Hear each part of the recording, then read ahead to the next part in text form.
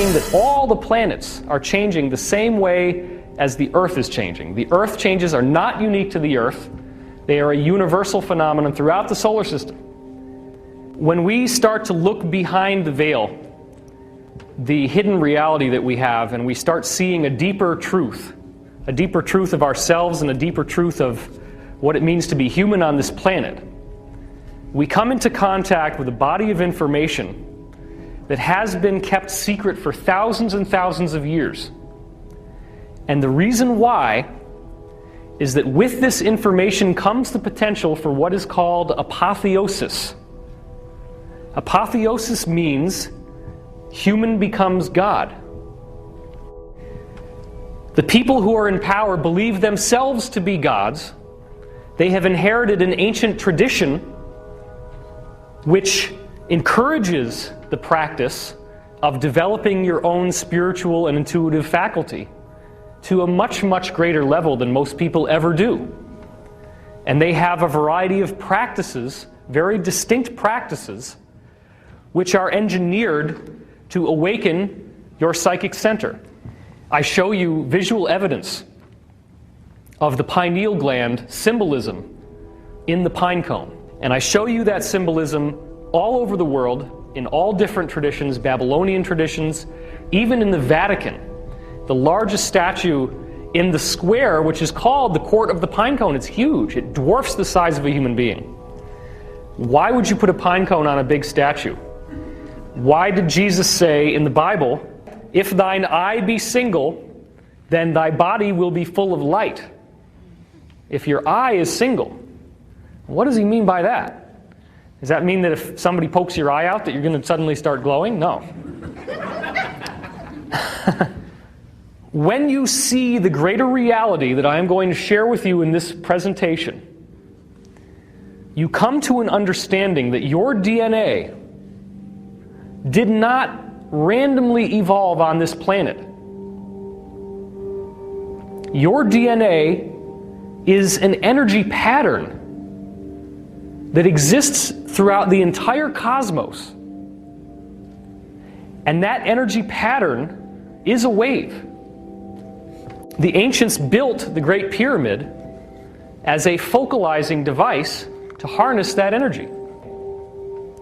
I am proposing that the energy that makes your DNA takes natural materials that are all around, just molecules and atoms in space. It takes those atoms and molecules and it intelligently arranges them together to form the DNA molecule. Now, if that is true, then it means that everyone here in this room is created by an intelligent energy field. The center of the Milky Way galaxy is also a torsion field generator. Spherical torsion waves slowly expand away from the center, passing through stars and planets as they go along.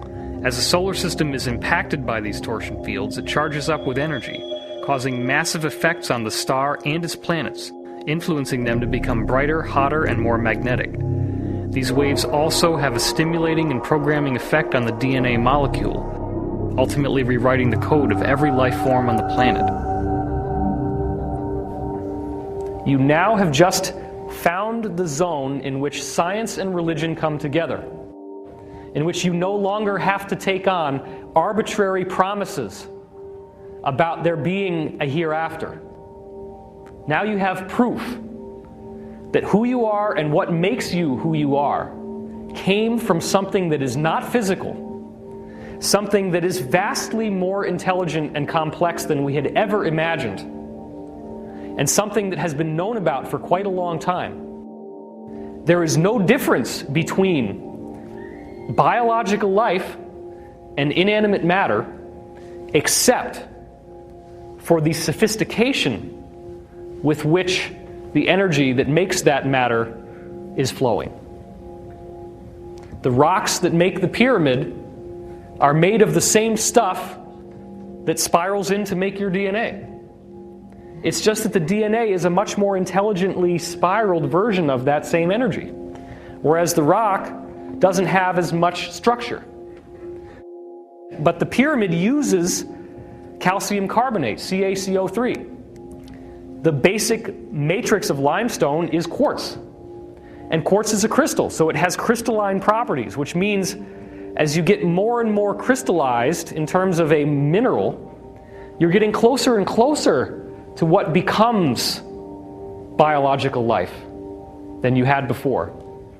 So a crystal is a very important conduit between the world of life as we know it and the world of the inanimate matter as we know it. That's an important point. Because what you have in the Great Pyramid is a device that harnesses this energy by a very simple process. You are going to see evidence in this presentation that demonstrates conclusively that the energy itself that makes physical matter has a fluid-like quality. It behaves as if it were a fluid. And with that fluid-like quality comes all of the basic behaviors that you get with fluids in movement, which would include a funnel. It's a very simple concept. If you have water that's pouring into a funnel, where's the fastest speed in the funnel going to be? Right at the bottom, right? That's where it's spinning the fastest. And the funnel is obviously going to take all that water and it's going to create a current through the funnel. So if every single calcium carbonate crystal inside the Great Pyramid is taking in this fluid-like energy and it's flowing through, now again, the flow is not happening in 3 dimensions of space. It's happening in 3 other dimensions, which is the time field. Okay, that's where things start to get complicated. If you want to find your higher dimensions, you look in time. Einstein assumed time was 1-dimensional. It's not. Time is 3-dimensional. That means you can go forwards, backwards, and sideways in time. And that gives us a really wonderful benefit, because that means we can see stuff that hasn't happened yet. We can see potential realities. One of the weirdest aspects of esoteric teaching is the concept that when you see a future event, you are seeing a probable future event. You are not seeing the future. There is a very important difference, because anything that you think might be happening in the future doesn't need to happen if you don't want it to happen. Because in fact, in ancient Greece, the prophets were not men, they were women. Every woman who was a prophet was named Sibyl. And the most famous Sibyl was the Sibyl of Cumae, spelled C-U-M-A-E. And she had a prophecy that came true regarding the coming of Jesus. In the Greek and in the Roman Empire, the women with the gift of prophecy were known as Sibyls, but none were as well known as the Sibyl of Cumae. She dwelled in a cave with multiple entrances and wrote her prophecies down on oak leaves. In the event that no one came to pick them up, they simply blew away. The Sibylline prophecy is widely respected as one of the harbingers of Jesus' arrival, but that was one of many things. The prophecy book was so accurate that in the Roman government, that was considered the highest treasure they had. There was nothing in the Roman government that was taken on with greater seriousness than the Sibylline prophecy scripture. The Sibylline mystery texts are one of many texts that describe a utopian world that is coming into being. In fact, every ancient mystical and spiritual tradition speaks of a golden age that is coming. And they don't speak about it in a bland, sophomoric fashion. They speak about it in an exciting, invigorating, eye-opening way because of the extent to which they say things will be changed. And you're going to see those prophecies at the end of this talk. This time that we're in is a time of change, and it's a time in which we all get to experience that change together.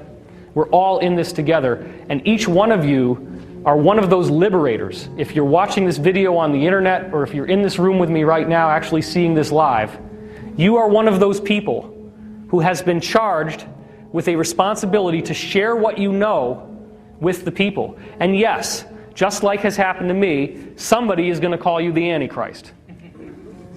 It happened to you, apparently. is looking at the solar system and seeing that all the planets are changing the same way as the Earth is changing. The Earth changes are not unique to the Earth. They are a universal phenomenon throughout the solar system. That's called interplanetary climate change. That's one of the things we're going to be talking about. You're also going to see evidence very clear in the fossil record showing that in even intervals of 26 million years, every form of life on Earth spontaneously changes and upgrades from one type of creature to another. The DNA code itself gets rewritten, and I'm going to show you the evidence of how that happens. More recently, another cycle was discovered that's 62 million years in length. This cycle was discovered by Dr. Robert Rode, goes all the way back to the first single-celled organisms in the fossil record, 542 million years ago. 62 million year cycle. Now, what does this mean? What I believe this means is that the center of the galaxy is releasing waves of energy. And the way that you visualize this is think about dropping a rock into a stream or a still pond. You drop that rock into the pond, the surface makes a ripple, it's a circle, and it goes out. These are ripples of energy that slowly travel from the center of the galaxy, and they're structured like layers of an onion. And they're evenly spaced because it's all vibration. It's all harmonics. So as these evenly spaced walls shoot through the solar system, they reprogram the DNA on Earth. And all of the creatures on Earth are spontaneously transformed, as you see in the fossil record here. There's no evidence in many of these cases of cataclysms. There's just suddenly one species and then another one. And there's no transition. You have shellfish, like a clam, and then the skeleton's on the outside and the body's on the inside, and then what happened? That flesh is on the outside, skeleton's on the inside. There's no halfway creature where the flesh is halfway in and halfway out. You go from shellfish to bony fish, bang, just like that. It was spontaneously changed. And there are many, many of these dropped things in the fossil record where you can't see the difference. What we really need to do is look back to the past, as we've already started, and get a sense of what was the technology of Atlantis, because I want to present to you the possibility that a technology doesn't necessarily involve machines with electrical circuits and gears and moving parts. A pyramid can be a technology. It can be a technology that operates as a machine just by sitting there, and as I said earlier, acting as a funnel for this fluid-like energy that makes all of matter as we know it. Obviously, you have the pyramid here. This is the second pyramid next to the Great Pyramid of Giza and the Sphinx in front. These are the casing stones, what's left of them on the top, which originally, as I said, were mirror-polished, white limestone. We now have an Atlantis-type city that was found under the ocean on the western tip of Cuba. And this was covered in the media briefly, but then the story was squelched. This is the actual side-scan sonar photographs of what was originally discovered. This was two scientists, Paulina Zalitsky and Paul Weinsweig, who had been given a charter by the Cuban government to conduct side-scan sonar readings of the seafloor around Cuba, hoping to find sunken Spanish galleons with gold on them and treasure. And they promised that they would give the Cuban government a share of the profit. So that seems like a pretty good deal. You just give somebody permission to do these readings, and then lo and behold, if they find something, you get to make money. Now, the problem was that what they found was not treasure. It was much more valuable than just gold coins. It was actually pyramids and sphinxes and roads and buildings. Now, a three-dimensional reconstruction of what you see from the top down here has been built. So what you see here is the ruined platforms of giant buildings that are now a half a mile under the ocean. And we know, based on geology, that these structures could not have been above sea level any time earlier than 10,000 years ago. They're at least 10,000 years old, minimum. We know this is true. This should be the smoking gun of Atlantis. There was a contract made with National Geographic. This was all supposed to be released in the summer of 2003, but it got squelched. It never came out in the open, unfortunately. Here's Paulina Zalitsky in front of inscriptions that she found in the caves in Cuba that are very, very similar to what she saw in the Atlantean ruins that she was looking at with a submersible submarine that has a little camera in it. She actually saw inscriptions just like this. Now, these are the descriptions of those energy fields in the solar system. Remember I was telling you the galaxy gives off these rippling waves of energy and they come through the solar system? Well, the Atlanteans knew about that and they were drawing it. And so what you see is planets here with their ripples on it, and then that's the sun. Or that could be the galaxy. We're not really sure. She also found these inscriptions in the caves of Cuba, which would have just been the highland mountains of Atlantis. And these are identical to inscriptions that were found on the stones underneath the water. Now, this is the closest that she's ever come to actually showing us one of the pyramids. This is from actual footage that was taken from her submarine. It's the only picture that has ever been released to the public showing one of her pyramids. You can look at it up close and get a glimpse of what actually is a blunted top. It does not go in a straight line. Well, there is another example of that, and that's the bent pyramid of Dashur in Egypt. And so what we're seeing is very, very similar structure. Now, this is an enormous, enormous pyramid under the ocean in Cuba. So, anybody that tells you that Atlantis is full of crap, I just gave you photographic proof that it exists. So that argument has been shot. We know for a fact that pyramid could not have been above sea level could not have been above sea level unless it was at least 10,000 years old. At least. Given that information, what the heck did they know, and why did they build these things everywhere they possibly could? Ancient sites do harness energy. We're going to see a variety of sites that do this. The first one we're going to talk about is menhirs, or standing stones. And I want you to just primarily look at them. There's not a whole lot to say except how beautiful they are. A person is only about this tall, so this gives you a sense of how huge some of these are. These stones are able to harness energy coming up out of the earth and ripple it out into the surrounding countryside in expanding circles. And that energy, as we're going to see, actually has positive benefits for people's health, has positive benefits for vitality. There's many, many things that these stones will do for you. And they harness an energy of consciousness, an energy that will actually help us to become more evolved, more intelligent, and more psychic.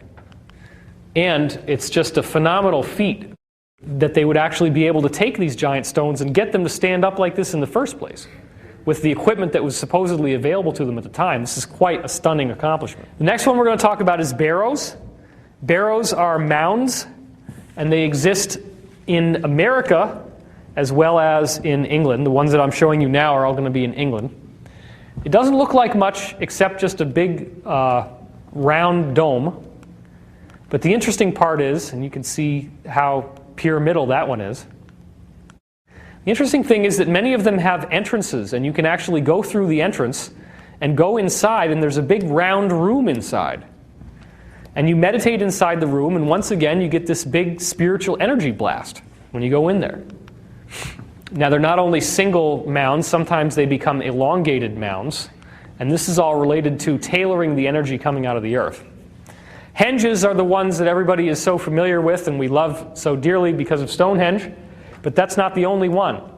This is a part of Avebury here, which is another henge. The sheep really like the energy the stones give off. Sometimes you get large stones that are just set up right but are not specifically tall and narrow like that. This is an example of a barrow and a henge. You have a henge in the front, and this is a barrow in the back with an entrance up here. Another example of a henge, another example. So you can see these don't just occur a couple times. They keep happening over and over again, and these are only the ones that are still standing. There's many others that have been buried. Now this is fascinating because this is the full outline of Avebury. Every single little dot in this entire serpent shape that you see here used to be a standing stone, and every single one of them still exists. They've dug them up from the ground. So this was an enormous serpent with a head and then the stomach that has eaten something. And this is Silbury Hill. So what you actually have here, if you notice the triangular relationship between these areas, is all these stones and the mound are all built to focus energy here and here primarily. It sends the energy into this area where a large gathering of people happen, and it acts as a consciousness-enhancing technology, which we now have lost access to in the West. And this, of course, is Stonehenge, the most famous group of these standing stones of all. Quite beautiful, tongue and groove lintels that stand on top of the menhirs. This is what it looked like when it was first built, and you can see that every single one of those stones was there, and they've just fallen apart over time. And then over time, these post holes were dug that allowed them to calculate eclipses and planetary cycles and all sorts of things. Now the next question is, are these ancient structures connected? And the science that will help us to understand this is ley lines. Sir Alfred Watkins was the modern pioneer to discover how ancient sites all come together on uniform blueprints. In 1920s, he found that ancient holy sites could line up in straight lines. He called them leys. The sites from extremely different ages, millennia apart, were all aligned together, including Neolithic, Bronze Age, Iron Age, and the Christian era. So here he is with his camera, and he would actually take pictures of long distances and calculate how straight the lines were, and they were amazingly accurate. Now look at this. What you see in this diagram is a part of England, and every single one of these little, where you see a word, that's an ancient sacred site. And it could be anything from cathedrals to Stonehenge to all sorts of stuff built in all these different eras of time, but somehow every single one of them lands directly on that line. Now why do you think they would do that? Doesn't it seem to suggest that they knew something? That there was some energy coming out of the earth that means that if you build a pyramid or one of these standing stones, that it's going to be a lot more powerful if you build it on that line than somewhere else. It's basically like this. If you want to eat food for dinner, you're not going to eat air, right? You're going to actually have a real meal. This is where the food is for the pyramid. So if you want your object to work, if you want your structure to work, you build it where the energy is, so it can harness the energy that you built it to make for you. The BBC published a very interesting article that gives us insights into the science of ley lines. The area again is Gloucestershire, and here's the line that we just saw before, and then you can also see there's another line there, which also has many, many ancient sites on it. Ley lines are one of the most enduring Earth mysteries, a network of prehistoric pathways crisscrossing the country believed to have mystical significance. They're alignments and patterns of powerful Earth energy, said to connect various sacred sites including churches, temples, stone circles, megaliths, holy wells, burial sites, and other locations of spiritual or magical importance. Major prehistoric structures of higher importance can frequently be found to occupy locations where two or more leys intersect with each other. Alleged ley lines are often identified by spiritualists dowsing with rods. These methods are questionable in their accuracy, so the alleged placement of ley lines should be treated with some skepticism. Well, thankfully, that might have been true if all you had was dowsing, but what we actually have is a worldwide map of all the ley lines and why they're there, because it's all based on geometry. We're going to get to that right now. Hyperdimensional grid effects. The first place that we go to understand how all these ley lines connect together around the world is we got to find where all the weirdest stuff happens on the planet. Ivan Sanderson did that by investigating a massive number of disappearances of ships, which is marine, and aircraft. These ships are marine vessels that are sailing through the ocean, and all of a sudden they're gone. And there could be somebody sailing behind them and they seem to vanish. They don't know where they went. There's no flotsam, there's no wreckage, there's nothing to show that these ships were there. They just disappear. Now sometimes wreckage has been found, and the phenomenon has been attempted to be debunked by people finding certain examples of wreckage, but that does not mean that all of this stuff is disproven by any stretch. Sanderson discovered that all of these different disappearances of aircraft and boats all occur at 12 locations around the world. They can all cluster around those 12 locations. And even more interestingly, the 12 locations are equally distant from each other. I mean, if you're just zoning out and kind of getting hypnotized by me and not really paying attention, you're not going to get the importance of that. Not that I'm hypnotic at all. But equally distant from each other, what does that mean? That's like a guitar string. When you pluck a guitar string, all of the points in which the string is vibrating like this, in between 2 points, it doesn't really move, and that's called a node. The nodes are always equally distant. That's a product of vibration. So if you have a string vibrating and it creates 5 nodes, those nodes stay the same, and the string is going up and down around the node like this. So what we're seeing is that the Earth's energy has these 12 spots where it's pulsating in and out like this, but on those 12 spots it's not moving. And what you're seeing is a gateway between dimensions that forms at those spots, which are geometric in nature. If you connect the dots, it forms a geometry called an icosahedron, which is one of the basic so-called Platonic solids because it was invented by Plato, who also gives us the dubious distinction of inventing school. So if you want to blame somebody for why you had to go through all those years of school, you can blame Plato. One of the 12 spots is the Bermuda Triangle, as you see here. Here they are laid out along the Earth. You can see this is the Devil's Triangle here in Japan. This is Easter Island down here. You have another one off Rio de Janeiro in Brazil. You have another one down here around Africa. That's the groovy stuff that's happened with the Himalayas. All the stories of the masters of the Far East, the masters and teachings of the Far East, Baird Spalding. He's got all that stuff about ascended masters. You have weird stuff that's happening with sightings in Africa, dinosaur sightings here. This is another disappearance spot. Most of the rest of them, as you can see, are in the ocean. The only 2 that are on land are in Africa and here in the Himalayas. You had a question? Isn't that where that one in the Pacific goes? Is that where the Great Garbage Patch is sitting? Yes, actually that's true. The Great Garbage Patch is right over here because this is an area in which all the ocean currents circulate called the doldrums. Because you don't want to sail through that, there's no wind there. But the reason why the garbage patch is formed there is because the water always circulates around these vortexes. These vortexes have a lot of energy around them. There's also the most number of electrical fish in the ocean in these areas, which is another interesting thing, like electric eels. Now, if you actually look at the whole Earth together, you get the icosahedron. That's the shape. That's how they all connect together. So this is a geometry. Now, the reason why this is important is that this geometry will form naturally if you vibrate liquid with a pure sound frequency. That's the big secret.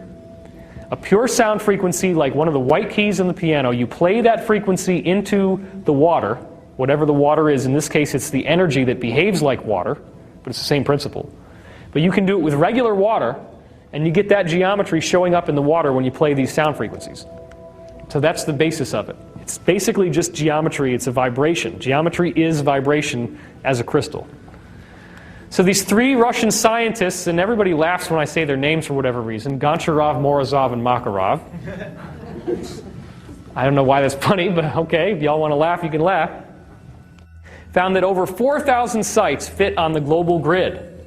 And the global grid that they found, they started with Ivan Sanderson's basic 12 points, the icosahedron, and then they simply added in another geometry called a dodecahedron. And by mixing the 2 together, they found all the ley lines. They found a way in which everything that has ever been built that looks like it's built to harness this energy, including Chinese temples, pagodas, Stonehenge, dolmens, menhirs, all the stuff I was showing you, cathedrals, all around the world, Easter Island, the mound builders in America, you name it, they found 4,000 of these kinds of sites, and every single one of them was on this grid. So the whole world knew how to use this technology back then, and it's been lost. This is the most advanced version of the grid that we now have, called Becker-Hagen's, and this is where the black spots are the original 12 nodes of Ivan Sanderson's grid, and then you see how it's evolved with, you now have 2 icosahedras together, one that is out of phase with the other, and that's what creates these 120 different triangles that form the grid. It's called the Unified Vector Geometry 120 Polyhedron, or UVG 120. That's the long name for it, but the simple name is Becker-Hagen's grid, which is a lot easier to say. Question. Yeah? Are there any here in the United States? Oh yeah, if you look at the United States on the Becker-Hagens grid, what's the first big node that you see? It's right around Los Angeles in Baja California there. So this is why there's so many people in Los Angeles, why it's such a huge population center, because we like to be near these nodes. They feel good and they create a lot of energy. I'm very energized by living in LA. We're in this area right now. We're on this node right now where this talk is happening. The other big one, of course, is right off Florida. And look at this. The lines, again, are very important, and that line shoots straight up the east coast of the United States. So everybody on the East Coast, the whole East Coast megalopolis is all feeding off of that line. And then when people get old and they get sick, what do? They want to move to Florida. Why do they want to move to Florida? Because they feel healthier. Why do they get healthier? Because they're on the node. And the node feeds your DNA. There's Hawaii, okay? And what we know is that Hawaii is right on one of the nodes, and the cancer rates in Hawaii are dramatically lower than anywhere else in the world. Dramatically lower. We also find out that in Washington, D.C., the cancer rates are much lower. So the people that decided where to put the capital of the United States made darn sure that they used this grid. Because what you have is a lot of these politicians, and they leave, like I think Richard Hoagland talks about Sam Donaldson as one example, that he left Washington, D.C. and died very soon afterwards. Because in D.C. they have a grid node that gives you a lot of energy that helps you heal. Now what you can also see here is grid effects in which the landmass is being sculpted by these geometric forces. These lines are not arbitrary. You can see these island chains that fit perfectly in a grand circle. You connect these nodes on the grid together. You see how they all fit together. Now the Germans discovered that there were some houses where the energy was really bad and people were getting sick and dying. 1920s in Germany with the dowsers discovered that more people got cancer in these certain houses, and they revealed from their dowsing, which I believe is credible, that the houses had veins of water running underneath them. The neighboring houses did not have two rivers that crossed together under the house. So it's when these two rivers of water crossed together that you were getting these negative effects that actually diminished your health. And apparently the reason why is that when you have two rivers crossing over each other underground, that they draw energy, that it creates an energetic friction that scrambles the field and actually scrambles your field and creates cancer. So it's not always healthy. Sometimes it can be unhealthy. So can we prove the site's harnessed usable energy? Well, obviously somebody thought so, because every single daggone site that you can find out of 4,000 in the world, all were built on this grid. If the grid doesn't mean anything, then why did they do that? Obviously there's a reason. The grid can be shown to have shaped the continents for where they are now, and clearly there was a usable energy that they were harnessing in order to bother to build the pyramid in the first place. I mean, it's not exactly an easy thing to build these pyramids. These stones are weighing hundreds of tons. Some of them are bigger than 18-wheelers. They're much bigger than 18-wheelers. They're the size of small buildings, a single stone. We can't even lift them now. We don't have any crane in the world that's big enough to lift these stones. Why did they bother to do it? And if they're doing it, why would they do it on this specific spot on a grid? What's the point? The point is that they're using energy. Well, if they're using energy, then how can we prove that? I'm not just going to ask you to take my word for it. I want scientific proof that shows me what they're doing and how we can use that technology today to help the world. Is that not a good idea? I mean, that's a great idea. Because if we can use this technology today, then we might be able to solve some problems that we have on the Earth, including the energy crisis. And we may be able to find new ways to keep people healthy. Because, as you can see, the Krebs houses in Germany would actually make people very unhealthy, and other sites were very much associated with health. That's why they built the dolmens and the menhirs and the barrows. These were meditation spots. So in Russia, they now have done research with pyramids that holds the key to explaining all this stuff in a way that we can make sense out of. What you're seeing here on the bottom is people, and this is a 144-foot tall pyramid built out of fiberglass and PVC pipe. PVC pipe on the inside, as you can see here, and then these are the sheets of fiberglass on an angle going up the inside. An amazing, amazing structure that has many, many interesting things that happen once you've built it, both inside and outside. This is not simply something that you get to look at and say, wow, it's a pyramid, it's cool. This is a working technology that they have studied scientifically. And by the way, this is not woo-woo science. These are the same people that were in the military-industrial complex of the Soviet Union who, after the fall of the Iron Curtain in 1990-91 timeframe, still had the facilities, still had the communist government paying them a monthly salary, but didn't have anything to do because the military-industrial complex no longer existed as it once did. So they still have the labs, they still have a salary, and they can study whatever the heck they want. So because they had this whole background of research, they built pyramids. And they studied the science of pyramids, and they came up with some amazing research. So here are some smaller examples. You can see they were built in the countryside. This one obviously is a lot shorter. Now let's take a look at some of the things that they found. If you build one of these pyramids over an oil well, you get 25% more productivity out of the oil well. It's amazing. And you get 25% fewer contaminants in the oil. They found incredible healing results. First of all, if you take a poisonous substance and you store it inside the pyramid, the chemical makeup of the substance changes and it's no longer toxic to the body. The pyramid is harnessing the very energy of life, the energy that keeps things alive and keeps things healthy. They even found that cancer, you could give the same carcinogens to lab rats and then to rats in the pyramid, and the rats in the pyramid would get much, much fewer tumors, if any, than the rats in the lab. You give them exactly the same carcinogen, and the rats in the pyramid do fine. The same thing was true with typhoid fever, diabetes, all this kinds of stuff. In the pyramid, there was no problem. There was a 400% increase in the productivity of seeds that were stored in the pyramid. That's another amazing effect. All you got to do is take seeds and scatter them into the pyramid, and then leave them there for a while, and then start planting them. And the plants are 400% bigger than the same seeds that were not put in the pyramid, over and over again. So it's like the seed itself and the plant that grows from it has been supercharged by this energy in a very fascinating way. There was strong electrical activity generated at the top of the pyramid, meaning that you could actually put a battery pile, like a battery charger up there, which is just positive, negative in a big solution, and it starts generating electrical current, and you can power your house with it.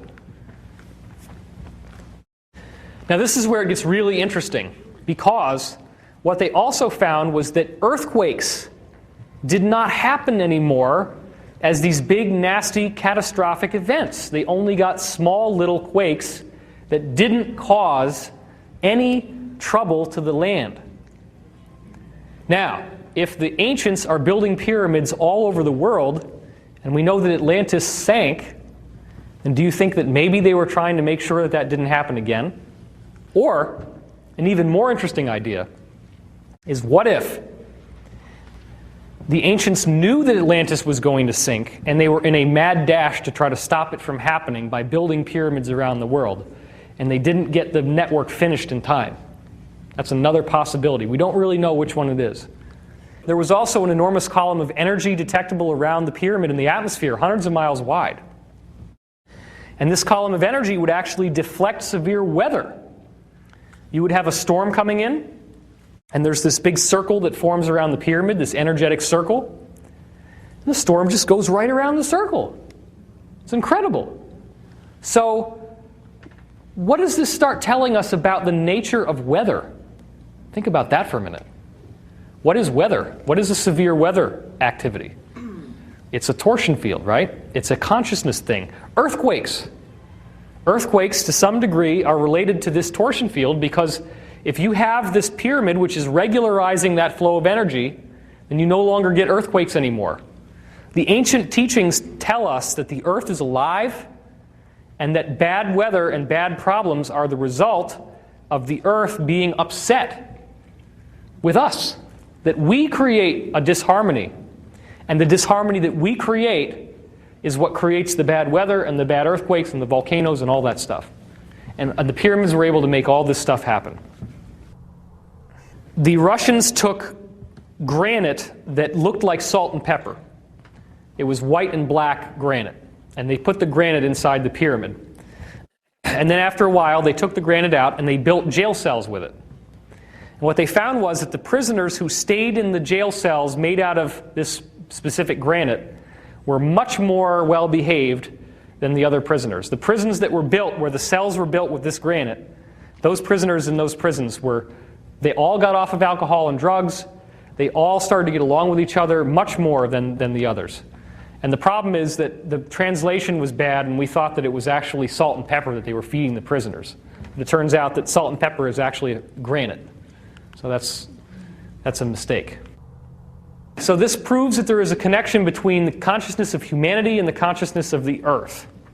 Earth changes are not something that's happening randomly. We're also, oh my God, global warming, what are we going to do? Oh, we got to use solar power and stop driving cars and stuff. Well, obviously we should figure out how to get cars running on water, and I was talking to you about that technology. That already exists. We could desalinate the oceans very easily with some of these technologies. But global warming is an energetic phenomenon. And it's a phenomenon that, as I said, is occurring throughout the solar system. It proves there's a connection between earthquakes and consciousness. It proves that there's a connection between severe weather and consciousness. And it proves that our consciousness is directly affecting the earth. So that's a very significant piece of information for us to have, because it gives us the power back. We're no longer out there expecting that these things cannot be dealt with, that there's really nothing we can do. We do have the control, we do have the power, and it comes from pursuing the truth within ourselves, and then that truth has a radiant quality that affects the whole planet.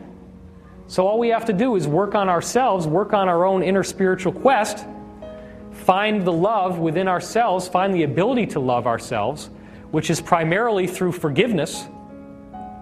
If you have forgiveness, then you can deal with all of these terrible things in your life that you haven't been willing to accept. With forgiveness comes the stoppage of the wheel of karma. You don't have to keep going through cycle after cycle of suffering anymore, because now what you're doing is breaking the cycle.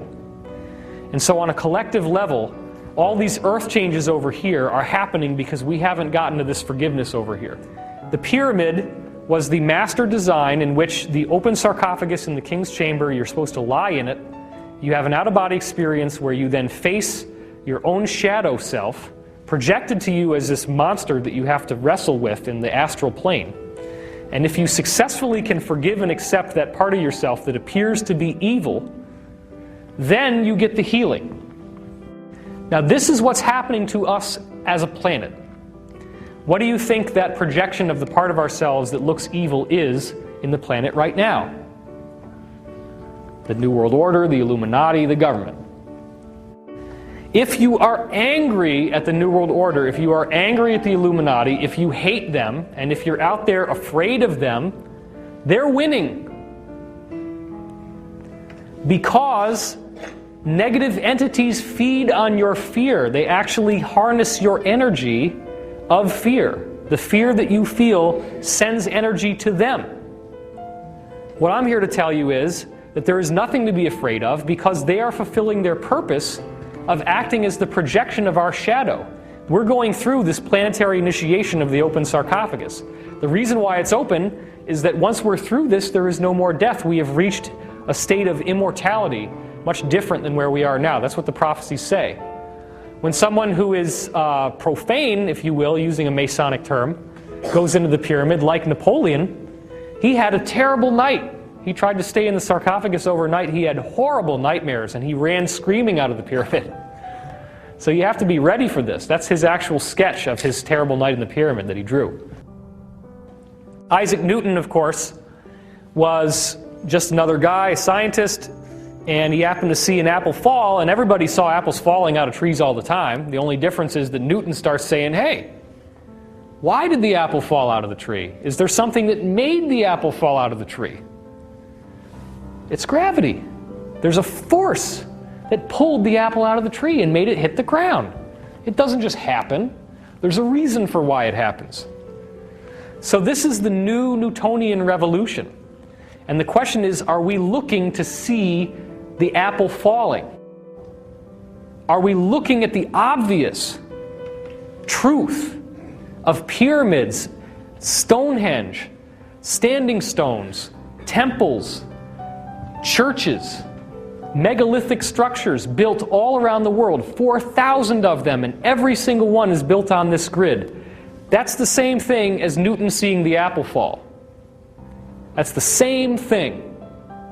The only difference is that we haven't yet identified that there's a force responsible for why they built these things in these places.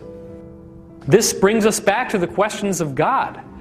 What you're starting to see is a provable spiritual teaching, a scientifically valid exploration of a supreme being. That's where we're going. Religion doesn't need to be there except as a way to organize your understanding of a one infinite creator. You can go into this atheistic and look at it strictly scientifically and come to the conclusion that there must be some intelligence to the universe. And that's one of the problems, is that the word intelligent design has now been irrevocably intertwined with creationist biblical teaching. And that should not happen, because many people who are proponents of intelligent design are not buying into mainstream Christian theology. But what's happened is that either you're a scientist, which means you don't believe any of this stuff, or you're a religious nutcase. But there's a middle ground, and that's the thing, is the ancients knew this. And then you have groups like the Masonic Order, which have taken all these ancient traditions, like on the back of the dollar bill, and they make it secret, but they hide it right out in front of you. They've shown you the pyramid, right? They're showing you the eye going down. Obviously, they think that's really important because it's one. They have the word one on the dollar everywhere, one God, right? It's the one God. George Washington's eye is directly in the middle of the dollar on the front. If you go and take a look, you'll see that. Because there's a little painting in the top of the U.S. Capitol dome. If you sit on your back and you look up at the top of the Capitol, there's a painting up there, a fresco, called The Apotheosis of George Washington, in which he is positioned on a rainbow because they believe that he ascended after he was president of the United States and that he became a god, because they believe themselves to be gods where no one else is. And so what happens is they do not want us to know this, because if we knew that the pyramid could bring us to a godlike state, then we would start building them and we'd start using them, and they don't want us to have the technology. So they flaunt it right in front of you. They put it on the dollar bill. And they build the largest building in Washington, D.C. is what? The Washington Monument, which is what? It's a big obelisk. It's the same thing as the menhir, the standing stone, intended to ripple out energy into the surrounding city. You have a question?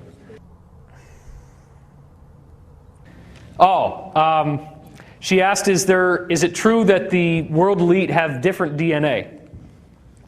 This is very interesting, and somebody asked me about our new whistleblower, Dr. Pete Peterson, and wanting me to share some of his testimony. And I said this on the radio with Project Camelot. I'll repeat it. There are some technologies that have been discovered that allow you to have a certain degree of influence over people's minds. Mind control. Okay? It's scary stuff. It is primarily something that can create blunt changes. It's not anything that can beam into your head and make you do very specific things. That's a misnomer. But it is possible to make a rough change to the way that people feel using certain types of energy based on these technologies.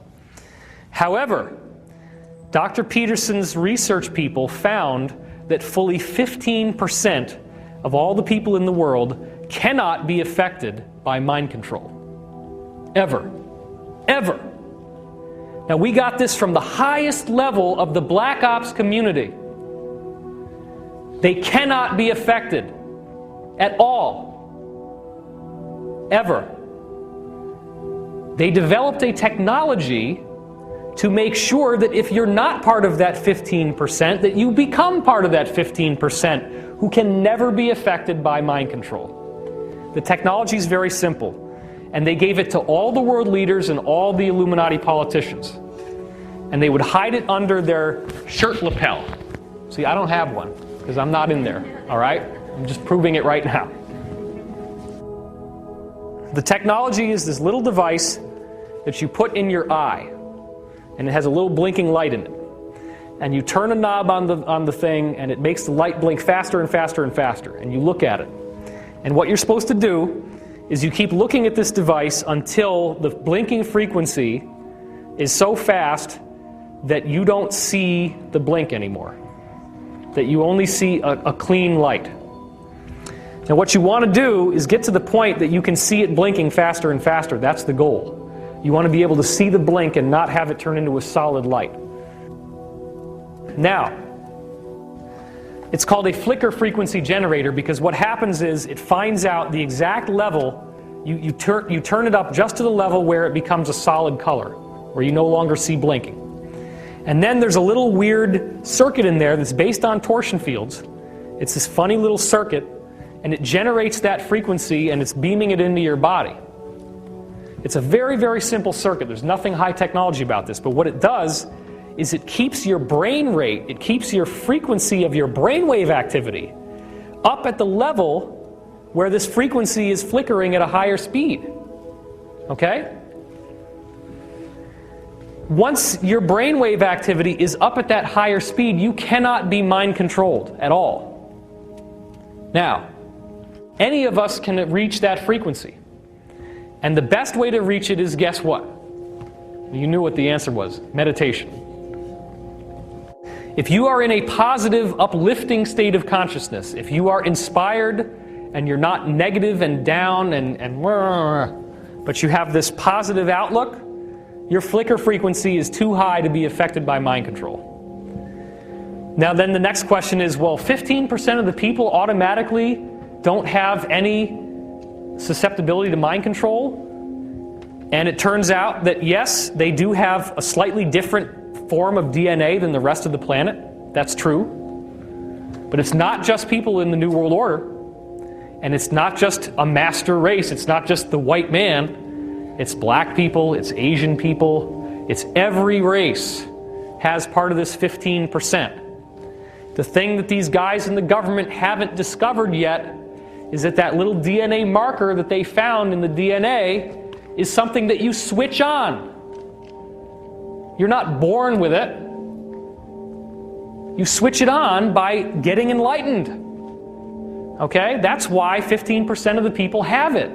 It's the DNA marker that shows you that you have reached a level where your DNA has activated and where you no longer are susceptible to mind control. So if you are worried about this kind of stuff, if you are in fear, the answer to fear is love. Because fear is the absence of the energy of the universe. The energy of the universe will destroy poison, it will destroy disease, it will bring you bliss, it will bring you happiness, and it will bring you vitality to your physical body. It will raise your IQ, it will raise your vibration. It does these amazing, miraculous things. Well, here's the proof. Interplanetary climate change, which is NASA's hottest secret. Planets and the sun, and see changes just like we see on Earth. And I'm going to show you a little bit of that. This is a composite graph of solar activity based on core samples from the Antarctic and the Arctic. And what you're seeing is the total amount of sunspot activity. This is what it's been doing in the last few years. We are now at a point where the only time the solar activity was higher than it was right now just so conveniently happens to be 11,000 years ago, which in ancient teaching is associated with what? What happened 11,000 years ago? Atlantis fell, right? Could that be related to the solar activity? Hell yeah. So we're now at the strongest point in 8,000 years since that happened. Mercury has grown a magnetic field when Messenger went by in 2008 that was not seen in the 70s with Mariner 10. That's a big change in Mercury. Venus has had a 2,500% increase in this green glow on the night side that you can see there. That's active oxygen. So the atmosphere of Venus is changing back into something that's breathable. Mars is growing clouds and ozone, as you can see right here. There were no clouds on Mars before. That's brand new. The polar ice caps are melting on Mars, and they're actually calling it global warming in the mainstream media. But there's no SUVs on Mars, not that I've ever seen. Jupiter is having these white ovals that were disappearing between 97 and 2000, 3 of them, and then they all meld into one. And this scientist, Dr. Philip Marcus, believed it would cause Jupiter to warm by 18 degrees in only 10 years. Now, if that happened on Earth, what would happen to all life on Earth as we know it? Toast. It's toast. So there's a massive global warming going on with Jupiter. That was the prediction based on what would happen in 2000. That's about the time he did this prediction. He said 10 years. Look at what happens 8 years later. Jupiter is having raging thunderstorms and global upheaval. Towering storms more than 100 kilometers tall. The rare storms, a sign of recent turmoil on the planet. And here's the picture. These bright hotspots were never seen before. This is extra heat that shouldn't be there, and the colors of the rings are changing. Then you go out to Saturn, you're seeing this plasma torus that's grown. All this red area wasn't there before. That's all this charged energy coming from the sun. Jupiter also has one around it, which I just didn't have time to show you in this presentation because we had to shorten it. You're seeing massive X-rays coming out from near the equator of Saturn. That's also a new phenomenon. Again, you're seeing a hot spot, just like the one I just showed you on Jupiter, the raging storms, the global upheaval in 2008. Same thing happened in 2004. Where the heck did all this energy come from? The planet just goes, energy comes out. It's amazing. Uranus, as of 1986, looked like green pea soup with hardly any peas.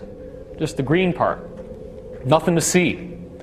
It's just very flat. Now, this is false color, so that's why this is brighter than this. We're not so much concerned about the color, we're concerned about these little guys, because that's what we didn't see before. These are huge storms. Now remember also, Voyager 2 swept by Uranus, so it saw the whole planet. It didn't just see the side that we see. So even with a satellite going past, we're now seeing all these storms that were not there before. And you're starting to see that happen. It was called featureless as a cue ball, but now Eric Karkoschka is saying, really big changes. Now this is more typical of NASA, when NASA says, ground-based observations show seasonal brightness changes, not well understood. Oh, moving on. They try to downplay this stuff. But this is interplanetary climate change. This is something that's happening to every planet. And all they do is they tell you that it's based on the tilt angle of the axis to the sun. The sun is heating it up because the pole is tilting or because the equator is tilting. And whatever the planet is doing, they just alter it for that planet and say, oh, well, it's got to be caused by the tilt angle of the planet relative to the center of the sun. Not so. Neptune, 1989, relatively few bright clouds. But between 96 and 2002, there's a 40% increase in brightness in the near-infrared range. This is very significant because, obviously, this could not be caused by anything we normally understand. And it's the same thing that's happening throughout the rest of the solar system. It's all doing the same stuff. What you're going to see now is a description, a visual description of how it's been changing. So check this out.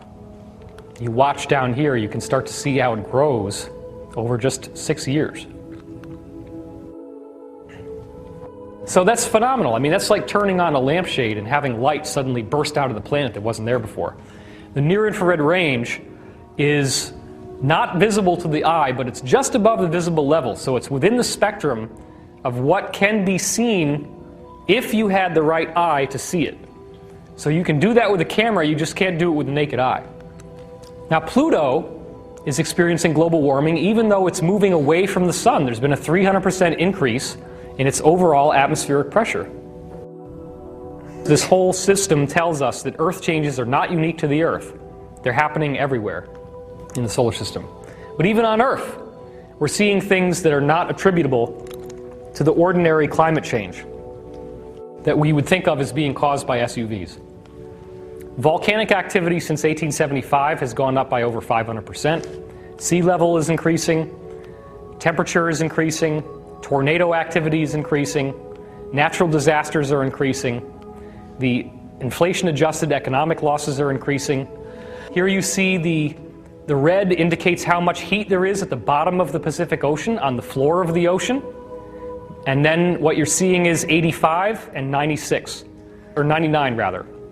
So in 14 years, you see a substantial warming on the bottom of the ocean. Now guess how the scientists explain this? Well, of course, the sun is warming the top of the ocean. And then those warm particles just start sinking down, down, down, down, which is what they're going to do, right? And they sink to the bottom, and they warm up the bottom of the... Oh, that's got to be it. They warm up the bottom of the ocean, they sink down. So the next time you ever want to boil up some hot dogs, just get a hairdryer and... It works great. Why wouldn't you do it that way?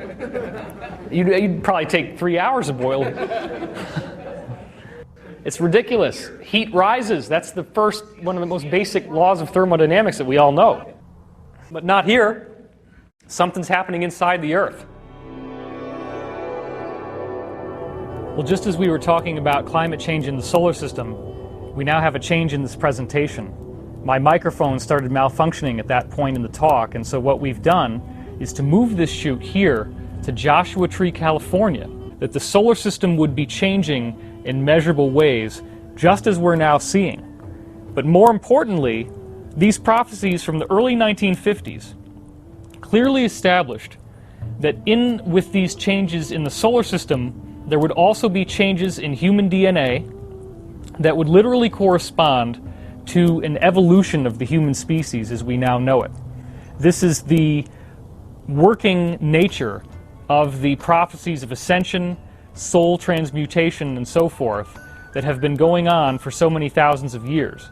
We now actually have hard evidence from written prophecies that were published in books in the 1950s that you can go find on your own, showing us, in fact, that these climate changes that I've just described are nothing new. They were known about long ago, and it's all part of this spontaneous evolution that humanity is being led through at this time.